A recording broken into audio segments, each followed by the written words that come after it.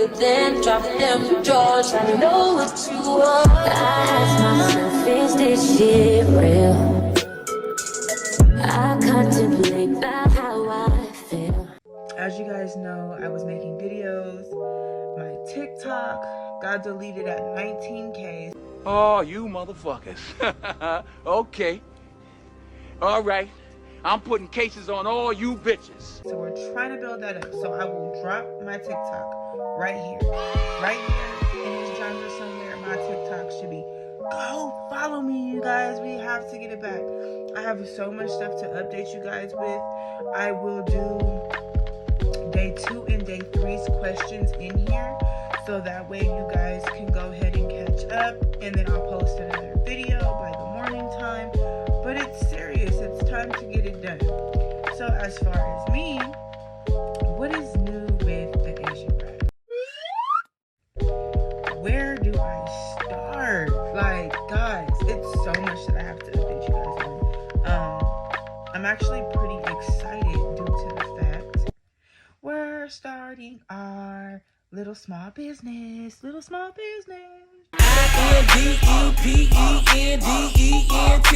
know what that mean, man? Yes, we have the Bratz Palace, you guys. I'll drop that Instagram right here. So make sure you guys go follow my business page. We have all type of stuff going on right now. Excuse my hands. I was eating hot Cheetos and everything litty, I love when it's hot. we're gonna get into that at a different time. But we're dropping our small business, you guys. Starting tomorrow. Oh wait, it is tomorrow. Tomorrow. It's already 1 o'clock my time, you guys. Starting now, we're taking pre-orders for Valentine's Day. We have lingerie, we have silk robes, from money robes to designer robes, press-on nails, lashes, as you guys can see. Got some by myself, you know. But we have a lot in store. That's not where we're stopping. That is just what we're starting with. People has been asking me what is my cash app because they want to donate. They kind of know the backstory about it. I'll drop my cash app right here. But this question I have for you, Day 2. let's get into it. When is enough enough? Like, when do you reach your breaking point? How do you reach your breaking point? Do you bottle everything up and then just explode? Or do you kind of just shut down? Me, I do a little bit of both. And I never really know when's enough is enough. I'm personally a Libra, so we can balance everybody else out but ourselves. I don't know why I can give amazing advice, but I suck at receiving it. Like, it makes no sense to me how that works out. But I do. Like, I'm not fully over my traumatic steps because I was so young when it started happening. I was about 3 years old. I went through rape. I went through molestation. I went through foster care. I went through getting abused for eating. Like, and it goes on and so on and so on. And I will do a story time for you guys with that. And it wasn't only like the stuff that happened in foster care. I also got betrayed by my own sibling. And we're not gonna get emotional because we're over this. I'm not gonna cry. I'm not gonna cry. I'm not gonna shed no tears. But having that betrayal at a young age, you really don't know who to trust. So I kind of shut down, I break down, or I act out in irrational ways.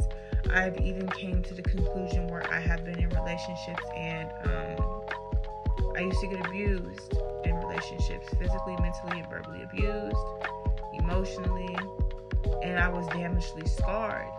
And I remember me bottling stuff up from this person, and I didn't fully know how to explain to them what was going on with me because all I knew was violence.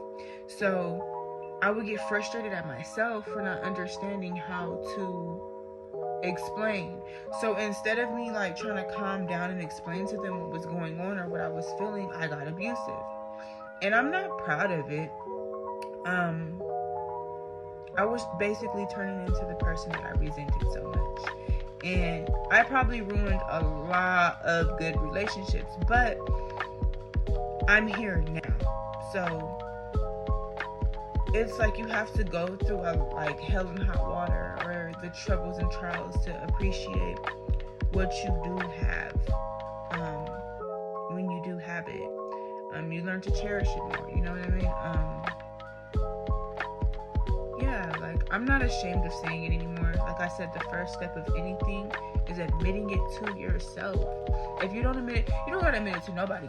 You don't owe nobody nothing. You owe yourself this, okay? So that's why when I tell you guys to answer these questions and be honest, that is your escape. I don't know if it's just me, but when I have my pens and I have my book and I'm just writing down everything that's bothering me, because I understand me. We understand ourselves, you know what I mean? So when you get into it, it gives you this relief, because you don't have to worry about nobody stabbing you in your back. You don't gotta worry about nobody throwing it in your face. You don't have to worry about being judged, you know? So this is our escape. We're doing this together, whether we do it virtual or we do it on Instagram or we do it text, whatever the case may be. Guys, reach out to me. That stuff, like, mental health is serious. Like, I didn't know how serious it was. I used to be like, that stuff is so made up. Ain't nothing wrong with me. Like, everybody goes this. Until I had my full mental breakdown in a hospital, though. Like, I'm going to the hospital. I had a tragic accident. A lot of trauma happened. And I just fully broke down when they told me I had to stay there. And I was there for 2 weeks. And I just, like, broke. And when I mean I broke. Like, I remember they put me as a fall risk, and I just remember climbing out of my bed, and I just got on my knees. They're trying to pick me up. I'm like, move. I need to talk to God. Like, y'all are helping me, but y'all can't do nothing for me right now. And I just remember being on that side of that bed on my knees, and I was just like, God, I can't do it. I can't do this. Like, I need help. Like, I'm about to pray, and I'm about to leave it at your feet for you to take care of it, because me, I can't handle this. And I promise you, 2 days after that, I went home. My recovery, like, I had a speedy recovery, and I'm doing everything that I want to do. Like, I'm working in the hospital. I got 6 days there. I'm starting my business, from the press-on nails to the lashes. You know, we have everything going on, but I noticed me staying strong for me is what got me here. And I know it's other people out there that's ashamed or embarrassed or nervous or afraid to go through this, but here you good. Like, if we locked in, you know, switching up. Look, I got you. We're gonna be all right. The third question is,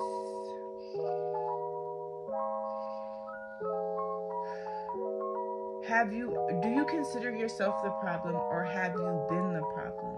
And if you was the problem, what was the problem that you was causing, and how can we resolve it? Like, my problem was I resented the person that was beating me so much, and I know hate is a strong word, but I hated that man, or at least I thought I did. And it was just like, as much as I disliked him, I was turning into him.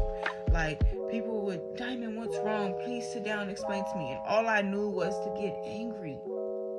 Do y'all know how it feels to wake up and just be angry?